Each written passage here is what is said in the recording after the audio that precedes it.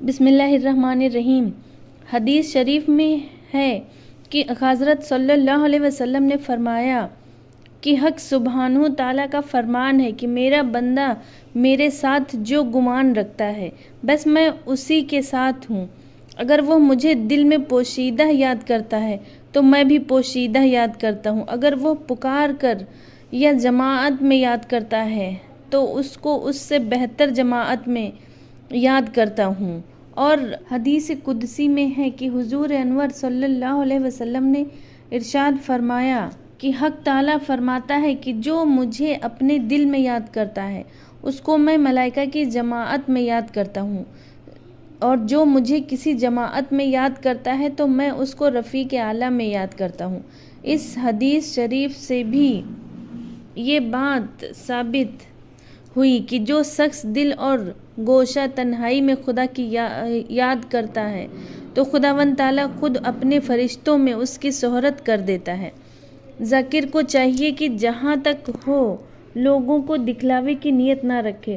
اگر یہ خیال دل میں رکھ کر ذکر کرے کہ لوگ مجھے ذاکر و شاغل جانے تو یہ ذکر اس کا حق تعالیٰ کے نزدیک قابل قبول نہیں بلکہ ریاکاری کی وجہ سے ایمان برباد ہو جائے گا۔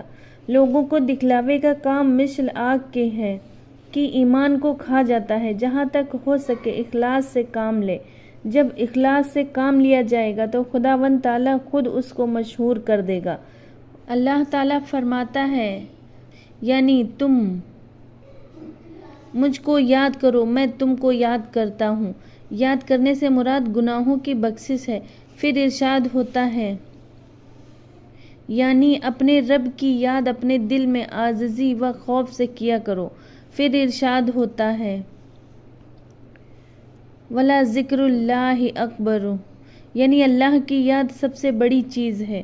حضرت حضور انور صلی اللہ علیہ وسلم نے ارشاد فرمایا کہ آدمی کا کوئی عمل عذاب الہی سے بچانے والا ذکر اللہ سے بڑھ کر نہیں۔ حضرت حضور انور صلی اللہ علیہ وسلم سے کسی نے دریافت کیا کہ یا رسول اللہ، انسان کے لیے کون سا عمل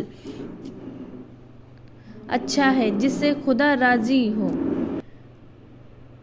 کون سا عمل اچھا ہے جس سے خدا راضی ہو، اس کو جنت میں اعلیٰ مقام ملے؟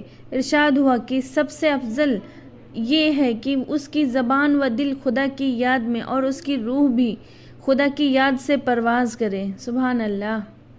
پھر حضور انور صلی اللہ علیہ وسلم نے ارشاد فرمایا کہ بھلا میں تم کو وہ بات نہ بتاؤں جو تمہارے سب اعمال میں بہتر ہو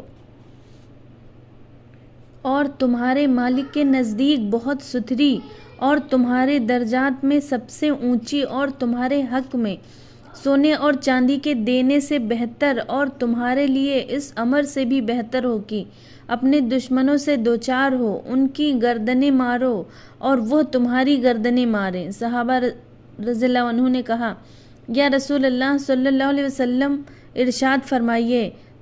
آپ صلی اللہ علیہ وسلم نے فرمایا کہ اللہ تعالیٰ کا ہمیشہ ذکر کیا کرو۔ بسم اللہ الرحمن الرحیم۔ بسم اللہ الرحمن الرحیم کی فضیلت۔ جو خدا کا ذکر کرنے والے ہیں ان کے واسطے بسم اللہ الرحمن الرحیم ایک بڑا ذخیرہ ہے اور اس کے مشتاقوں کے واسطے بڑی نعمت ہے۔ اس کا ورد تمام بلاؤں کے واسطے موجب خلاصی اور خدا کے واصلوں کے واسطے ایک چمکتا ہوا چراغ ہے۔ بسم اللہ الرحمن الرحیم زیادہ پڑھنے والا گناہوں سے پاک ہو کر بہشت میں داخل کیا جاتا ہے۔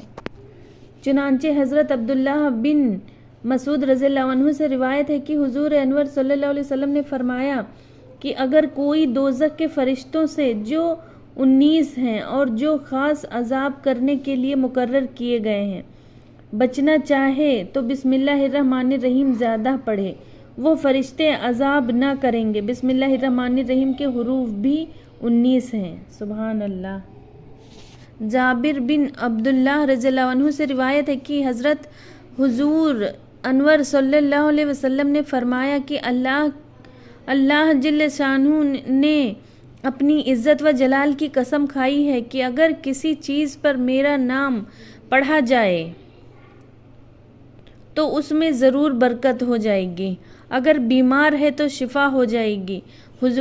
حضرت حضور انور صلی اللہ علیہ وسلم نے فرمایا کہ اگر کسی کاغذ پر بسم اللہ لکھی ہو اور وہ زمین پر گرا پڑا ہو، اس کو تعظیم کے لحاظ سے کوئی اٹھا لے تو اس کا نام صدیقوں میں لکھا جاتا ہے۔ سبحان اللہ۔ اگر اس کے ماں باپ عذاب میں ہوں تو عذاب تخفیف کیا جاتا ہے۔ حضرت سیدنا ابو بکر صدیق رضی اللہ عنہ سے روایت ہے کہ حضور انور صلی اللہ علیہ وسلم نے فرمایا، جو کوئی پڑھے بسم اللہ الرحمن الرحیم لکھے جاتے ہیں 10,000 درجے۔ حضرت حضور انور صلی اللہ علیہ وسلم نے فرمایا، اپنی تمام عمر میں کسی شخص نے 1,00,000 بار بسم اللہ الرحمن الرحیم پڑھی ہو تو اللہ تعالیٰ اس پر دوزخ کی آگ حرام کر دے گا۔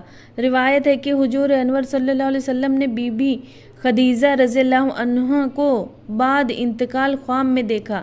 فرمایا، واسطے کیا تحفہ بھیجوں جس سے کہ تمہاری روح خوش ہو؟ تو بی بی نے فرمایا کہ بسم اللہ الرحمن الرحیم زیادہ پڑھ کر ثواب بخشیے۔ روایت ہے کہ حضور انور صلی اللہ علیہ وسلم ایک روز قبرستان میں تشریف لے گئے۔ معلوم ہوا کہ ایک مردے پر عذاب ہو رہا ہے۔ حضور انور صلی اللہ علیہ وسلم کے اس کے حال پر رحم آیا۔ اتنے میں حضرت جبرائیل علیہ السلام تشریف لائے اور کہا کہ یا رسول اللہ صلی اللہ علیہ وسلم 10 مرتبہ بسم اللہ الرحمن الرحیم پڑھ کر اس مردے پر بخشیے۔ حضور انور صلی اللہ علیہ وسلم نے پڑھ کر بخشا۔ فوراً اس مردے پر سے عذاب اٹھا لیا گیا اور حوریں اس کی خدمت میں حاضر ہو گئیں۔ حوروں سے حضور انور صلی اللہ علیہ وسلم نے پوچھا، تم کب تک رہو گی؟ عرض کیا کہ سور پھونکنے اور بہشت میں داخل ہونے تک۔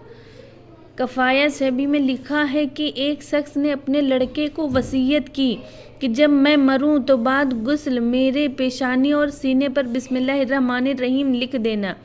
ایسا ہی کیا گیا۔ جب وہ شخص قبر میں رکھا گیا اور فرشتے عذاب کے وارد ہوئے تو اس کی پیشانی اور سینے پر بسم اللہ الرحمن الرحیم لکھا دیکھ کر کہا کہ عذاب سے بے فکر ہو گیا، برکت سے بسم اللہ کے عذاب نہیں کیا گیا۔